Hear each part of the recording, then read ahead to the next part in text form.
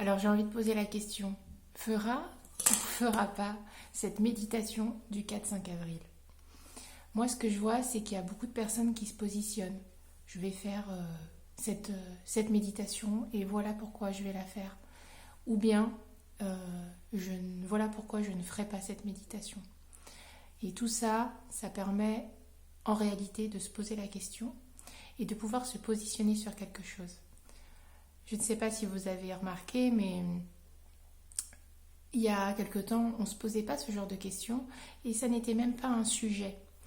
Avec ce qui se passe, ça devient un sujet et ça devient même pratiquement un sujet normal de pouvoir se poser la question, d'aller dans une direction ou d'aller contre la direction ou alors de se poser encore au-delà et au-dessus de tout ça. Alors si on va dans la première couche de ce qui se passe, la première couche de perception, ce que je vois derrière tout ça, c'est encore la dualité dans laquelle on est plongé, et c'est normal. Et cette dualité, c'est quoi? C'est une autre guerre de religion dans tout ce qui se passe. Il y a un courant principal qui est l'initiation d'une méditation pour un but, pour une motivation, quelle qu'elle soit. Il y a ce courant principal qui est là, et puis il y a les petites batailles de positionnement, un courant qui va aller à l'encontre de ça. Et ça, on le retrouve partout, bien sûr.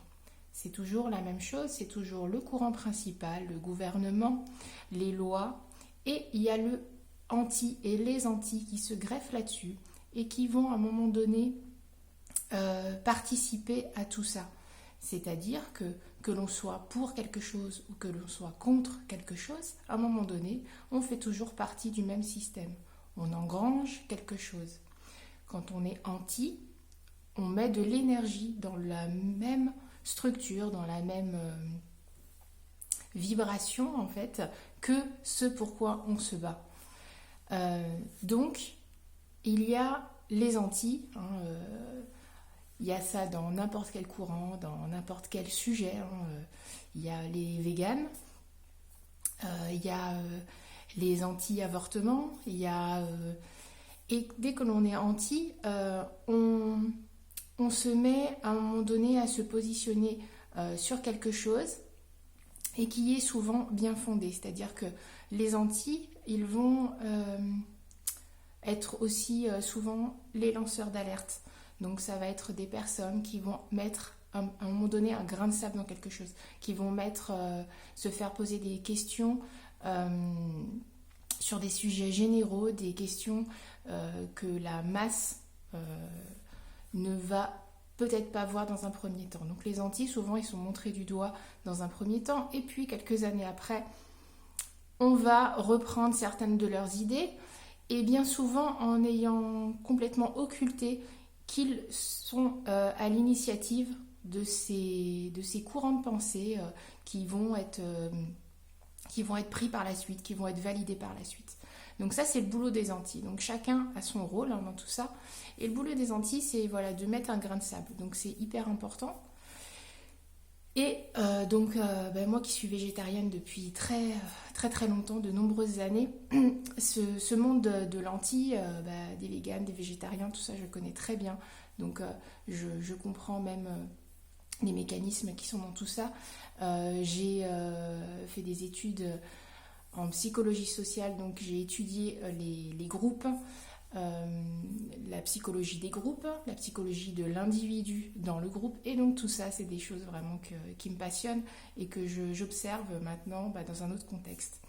Tout ça pour vous dire que chaque personne et chaque positionnement a un super sujet à développer, et c'est normal, et tout le monde a son rôle dans l'édifice de cette dualité qui est présente. À un moment donné, on peut voir ça, on peut observer, et on peut aussi se demander, sans jugement, comment on se positionne. Soi-même, comment on va se positionner. Est-ce qu'on va suivre un courant? Est-ce qu'on va suivre un autre courant? Est-ce qu'on va suivre un courant opposé? Et est-ce qu'on va être juste observateur ou on va être acteur? Comment on va vivre tout ça? Déjà, le fait de se poser toutes ces questions, sans se positionner dans un premier temps, mais vraiment en observant, ça va faire que on va avoir une espèce de prise de recul comme ça, de toute cette situation. On ne va plus être dans la réaction, la première réaction viscérale, voilà, face à une position, face à un sujet. On va pouvoir observer, prendre du recul, et ensuite on va voir comment on va se positionner. Et la façon dont on va se positionner, donc sur le sujet, est-ce que je vais faire, c'est à chacun de se la poser, hein, est-ce que je vais faire cette méditation, est-ce que je ne vais pas la faire, et pourquoi? Eh bien, quelle que soit la position que l'on va prendre en fin de compte, le fait que l'on ait un recul suffisant et nécessaire en amont va permettre de vivre les choses vraiment à un niveau de conscience complètement différent. Voilà. Donc moi, je ne juge pas effectivement les personnes qui vont se positionner, que ce soit pour, contre, que ce soit en se détachant complètement. C'est encore une autre forme de positionnement. Mais j'incite vraiment à se poser la question. Donc merci aux lanceurs d'alerte, merci à ceux qui se positionnent et qui disent que cette méditation n'a pas un but très lumineux. Merci à ceux qui ont quand même la bonne volonté de vouloir faire une méditation, quelle qu'elle soit, celle-ci ou pas, et que ce soit le 4-5 ou le 6-7, et ainsi de suite. Merci à tous ceux voilà, qui ont un autre détachement, et merci à tous que ce sujet soit un sujet. Hein, voilà. Donc je le redis, à un moment donné, si on prend un tout petit peu de recul sur la situation, le sujet d'une méditation globale devient un sujet dont tout le monde parle à un moment donné, presque. Voilà, donc ça c'est vraiment, moi c'est ce que je vois et qui me donne le sourire et qui me donne beaucoup d'optimisme dans tout ça. Voilà, à très bientôt.